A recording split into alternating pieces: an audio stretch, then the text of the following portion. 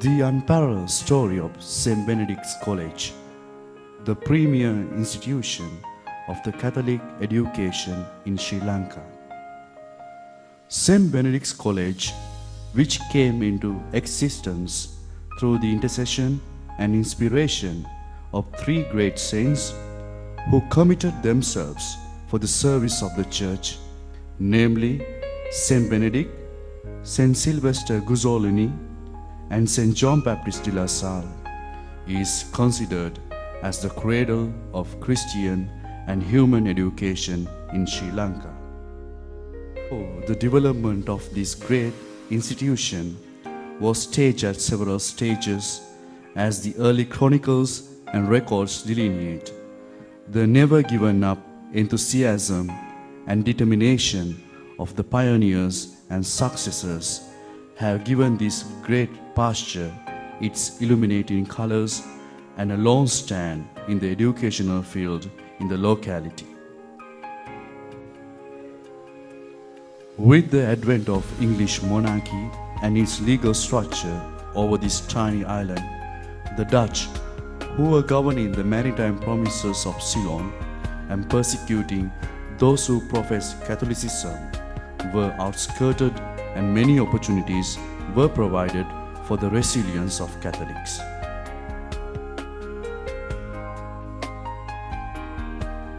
The Act of Freedom in 1806, which was initiated by Sir Alexander Johnston, the first Chief Justice of Ceylon, and enacted with the leadership of His Excellency the Governor Thomas Maitland, provided impetus needed to establish educational centers for Catholics as well as other minorities.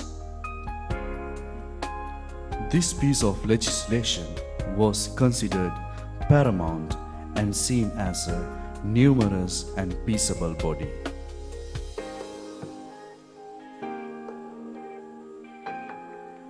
Although the support extended by the first Chief Justice and the opportunity created through the introduction of the Freedom Act, the initiative steps of Oratorian Fathers were held back for a short period of time until Ceylon became a new vicariate apostolic in 1834.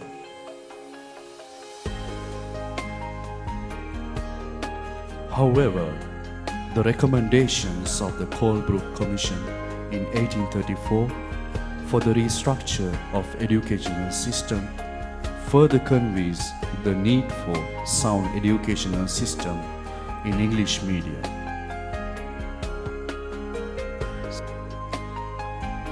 Soon the deliberations and conviction became a reality, and with a generous donation of His Excellency Robert Wilmot Horton, the first Roman Catholic Seminary of Colombo Vicariate, which will become St Benedicts College, was instituted in Wolfendhal Street under the patronage of Vicar Apostolic of Colombo.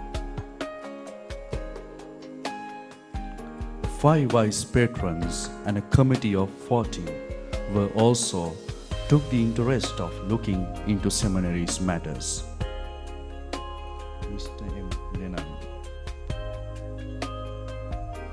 Mr. M. Lennon, 2 of his assistants, and a staff of 3 teachers became the first academia for a considerable time in the seminary.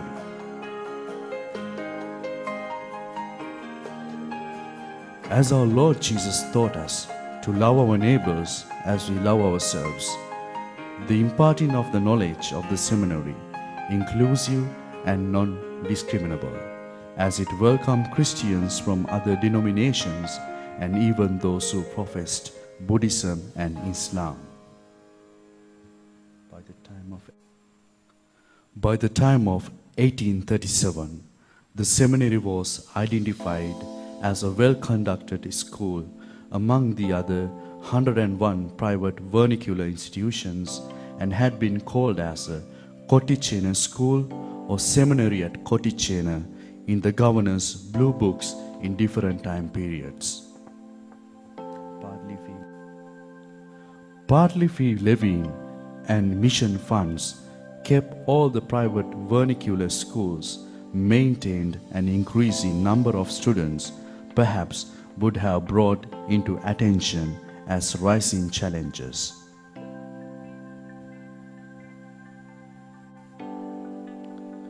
In 1849, with the demise of Monsignor Caetano Antonio, the oratorian influence began to dwindle, and the impact of Silvestro Benedictines incrementally stimulated the Vicariate of Colombo, especially the development of St Benedict's institution.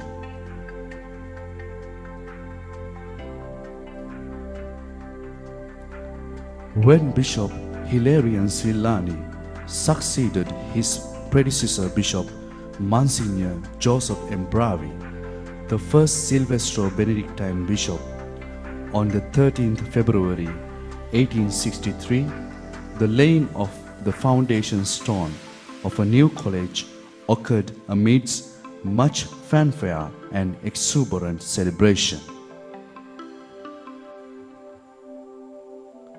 The new school was named after St Benedict, the father of Western monasticism, and the structure of the college was designed to the shape of an Italian Benedictine monastery, which is standing as a historical heritage at the right side of the cathedral up to this day.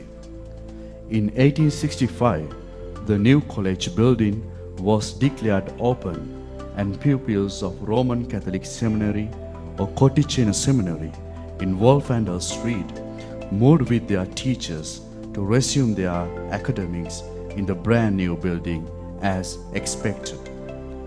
Though Bishop Sillani realized the need for a congregation who are committed for the Christian way of education, his initial attempts to get down the brothers of the Christian schools were unheeded. Nonetheless, to the surprise of all, or even can be considered as a miracle, a group of 3 French brothers disembarked on the soil of this island to administer the newly built up college unexcitingly, adding much consolation and anticipation to Bishop Sillani as well as for the Catholic community in Ceylon. Although the arrival of 3 French Salle Brothers was expected as the beginning of a new saga in the history of Catholic education in Sri Lanka, the French accent of the brothers were brought into much criticisms among the locality, and the unappreciated brothers embarked their journey back to Europe for the continuation of the mission. Nevertheless, a plethora of petitions and appeals were rounded up to get back the brothers, as most of the parents of the students saw the standard of the brothers in conducting the college. Though the stay of the 3 French brothers was short, through their visionary Though the stay of the first French brothers was short, through their visionary capabilities, a boarding department was established, but was not popular as a day school.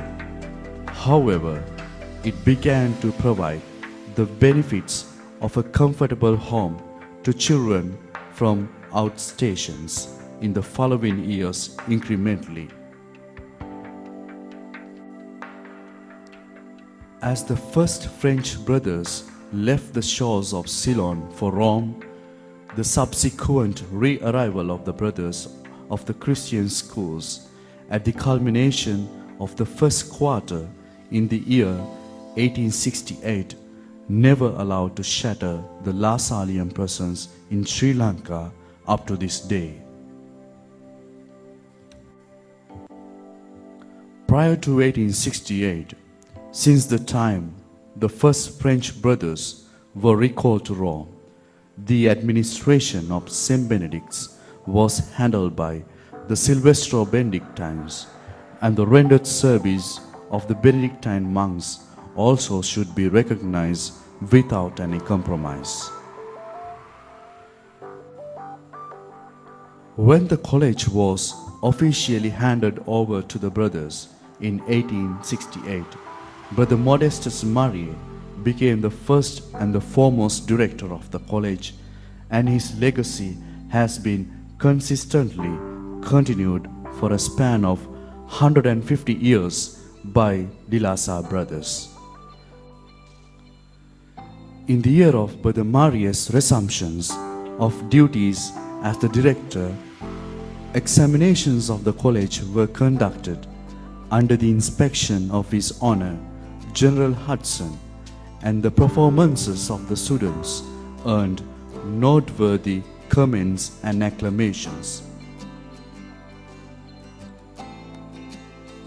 The first prize day of the college had been held with the graceful attendance of hierarchy of the Catholic Church, prominent educationists, and the members of the Central School Commission on the 21st December of the same year.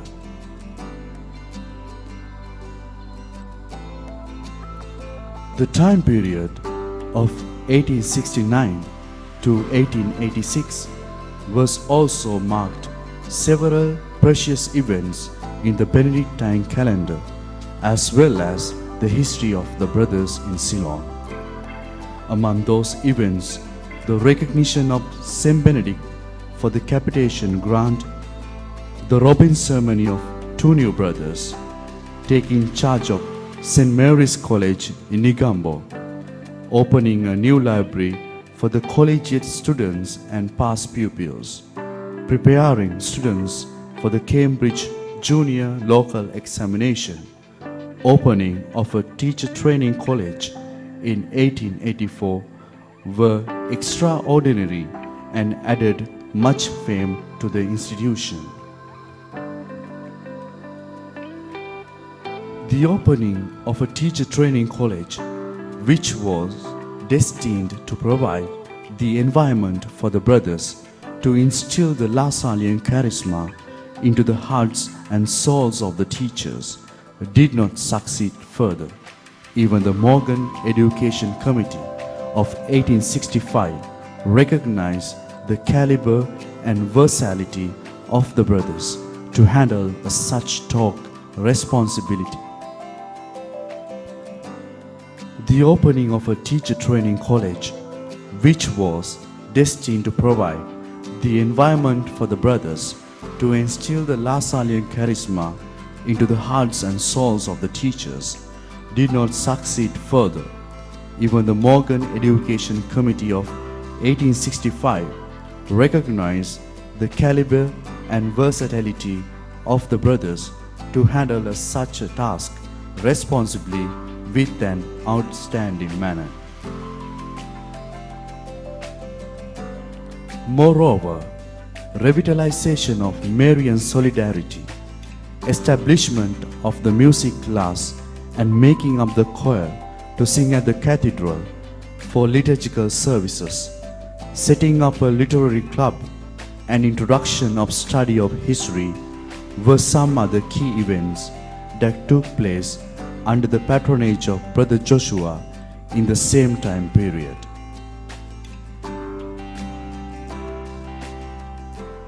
The year 1888 was celebrated by the whole Lassallean family, including St Benedict's, to mark the beatification of Saint John Baptist de La Salle, the founder of the Congregation of the Brothers.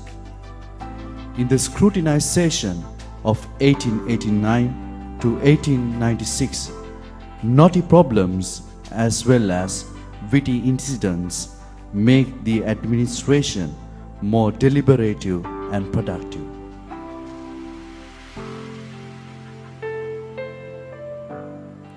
One of the triggering issues came up was the Latin problem. Although Mr. H.W. Green, the Director of Public Instruction, suggested to brothers to have Latin and Greek classes for Cambridge senior level, the Rule 1770 of the Congregation of the Brothers impeded the teaching Latin as a language. Even though the church hierarchy, especially the bishops of America, made several attempts to convince the brothers at their general chapters in 1873 and 1897 regarding the issue of Latin problem, no positive outcome was seen. This Latin problem was somehow made clear by the intervention of Pope Pius XI in 1923. But this settlement did not prevent the opening of another school, St. Joseph's at Dali Road, under the supervision of oblate missionaries. Though the Latin problem was the main issue at the limelight, the glory of St. Benedict's began to outpour continuously in the areas of co-curricular activities as well as the academics. The teaching of arts began to flourish and reach its peaks under the guidance of the skilled artist, Brother Cassian of Jesus, and some of young Benedictines' fascinating paintings were placed at the Ceylon Court in Paris exhibition in 1900. During the directorship of Reverend Brother Osborne Gregory, the successor of Reverend Brothers Gabriel and Morris, the extension of the college building was initially started. Basketball was introduced, and it was also due to the untiring efforts made by Brother Osman that St. Benedict's became the ever first institution to have commerce classes in the island. When Brother Isidore took the wheel of St. Benedict's, more classrooms were built up on an anonymous graveyard adjacent to the cathedral, and his passion for music, cricket, and academics took the college to its highest glory. When Brother Christian succeeded Brother Isidore, La Sallian hues became ever brighter with the canonization of St. John Baptist de la Salle and the introduction of elocution classes and erecting of a two-story building under the guidance of Brother Cassian, the architect, came through accordingly. The years 1904 to 1905 were spent with number of significant events in the Benedictine history.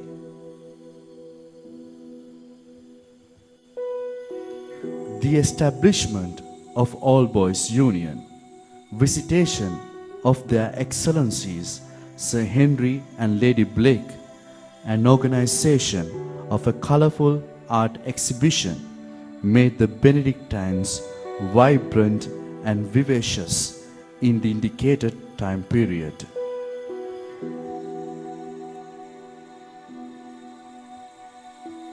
During the tenure of Brother Dr. Sylvester, an Irishman, experimental science was introduced into the school, and under the directorship of Brother Camillus Eugene, an excellent scholar, more educational achievements were recorded, and the expansion of the boarding department as well as the modification of physics and chemistry labs were done as salient projects of the college. Brother Camillus's era can be taken into consideration due to its other initiatives such as for cadets and for sports, especially cricket. The standard of the education of the college was at its high peaks, and the efforts were made by the administration to keep up Cambridge syllabus continuously. Though the educational reforms made in the period of 1913 to 1915 made a huge impact on the educational system of this island, St. Benedict's glory was not untainted and began to pour persistently down the course. After Brother Camillus, Brother Cyprian, as the director of the college, took timely decisions to improve the academics and sports in a dutiful manner. Brother Balkan, assuming his duties after Brother Cyprian, utilized his capacities to make the college more lively and victorious. He initiated to open up 3 new classrooms and helped to form the Junior Literary Union in the college. Following his predecessors, Brother Vulcan also tried to develop the infrastructure and the standard of the college. He built a 2-story department for the commerce section, and Lord Foley Challenge, an international championship, was won by the students with the assistance of brothers Sylvester and Hermangill under his guidance. The fife and drum band was also introduced, and boxing and volleyball were added to list of extracurricular activities. The successor of Brother Balkan, Brother Walton James, who is an educational ideologist, made his ideologies into a reality at St. Benedict's by advocating a contextual education system that would fit for the island. Brother Walton opted for agricultural education and wider usage of vernacular language, as he presumed them as trending paths of education in Sri Lanka. During the time period of 1923 to 1931, Brother Claude Murray shepherded the college, and many achievements such as Lord Foley Shield and the Efficiency Cup were won by the talented Benedictines. Brother Claude's era also remarked several other red letter days in the Benedictine calendar. The events such as the silver anniversary of the canonization of the founder, St. John Baptist de la Salle, and the 2nd century of granting of the Bull of Approbation were celebrated in a fitting manner. In his assumption of duties, Brother Luke Gregory, the next in line of Brother Claude, more difficulties and challenges began to occur due to the creation of Education Ministry as an instrument of the State Council. But Brother Luke, with his Herculean effects, continued to wave the Benedictine flag in high skies. With the guidance of Brother Luke, the existing 3-story building, which consists of science and math section, was initially started to be erected and was finished during the directorship of Brother Albert. When Brother Albert succeeded Brother Luke, introduction of a common school uniform was done, and due to the unquenchable power struggle of the world, the Second World War broke out. Since the World War II dragged the whole country to turmoil, all the city schools were closed, and St. Benedict's College was deployed as a security camp for the British Army. The dismayed school children were scattered, and the alternatively opened St. Anthony's College and Veyangoda branch schools provided those children to game themselves up in those most decisive moments. Brother Austin Anthony became the next director of the college, and the newly introduced Kanangara proposals for free education propelled the incumbent Brother Director to make his educational initiations more systematical and well-fitting to the prevailing status quo back then.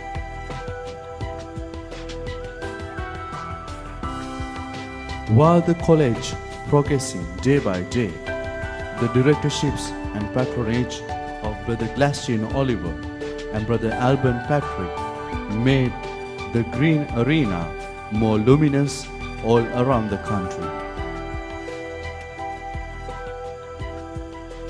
As the prominent editor Maureen Sinaviratna pens down in her book A Lasting Storm, the victory of the Freedom Party in 1960 and the prospects of the Sirimavo clan smacked a huge blow to the education, especially to Catholic and other missionary schools. The Act number 5 of 1960 and number 8 of 1961 were purposely materialized to impede the glory and prestige of Catholic schools, but never given up. Sweaty tales of brothers, parents and old boys saved our alma mater to instill her religio mores cultura to the children of Mother Lanka, perseveringly up to date. The leadership and the service rendered by Brother Athanasius was also added innumerable impetus to the Benedictine fraternity to hold its heads high during these dilemmas, and the barricades put by the government not to charge any fee from the students further widened the financial problems of the college. However, the needed financial resources were able to be gathered by the college community, especially by running several monetary generating projects. The dedication and unexhausted enthusiasm of Brother Lawrence Justinian and Brother Raymond Benildus, the respective successors of Brother Athanasius, continued to keep the college smoothly run until some relief was given by the J.R. Jayawardena government. During the directorship of Brother Alexander, a man of his inarguable caliber and the gate of wisdom, the college was constantly shining with its fine colors. The great personality of Brother Alexander is still carved in the heart of the college indelibly.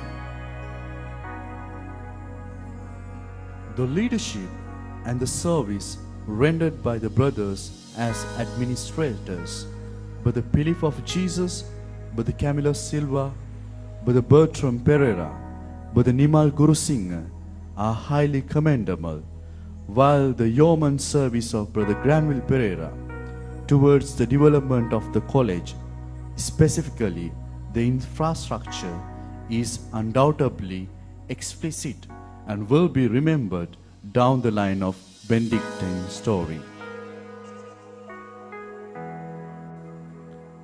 The sesquicentennial jubilee of the college was celebrated with amazing and memorable celebrations under the guidance of Brother Janaka Fonseca, the director of the college from 2012 to 2016.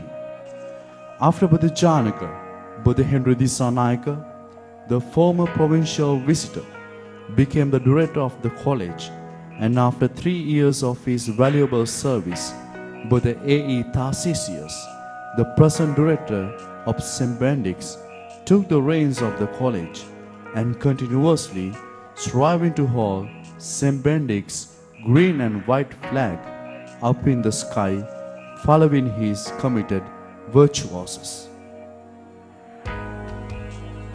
The story of St Benedict's is also the heroic story of the Salle Brothers, and it is yet to be sung in the coming years.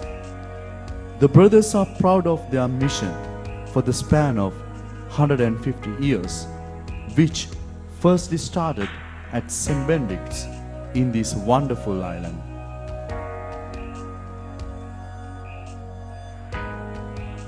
It is also high time for the brothers to mesmerize with gratitude our dearest founder, St. John Baptist de la Salle, as we commemorate his tercentennial heavenly birth. Therefore, in such atmosphere of appreciating and celebrating this twofold jubilation as a milestone in the La Sallian history, let us wish ad multos annos to our alma mater, so that she may flourish and be an illuminator day by day under the wing of La Sallian patronage and through the intercessions of our dear founder, St. John Baptist de la Salle. Live Jesus in our hearts forever.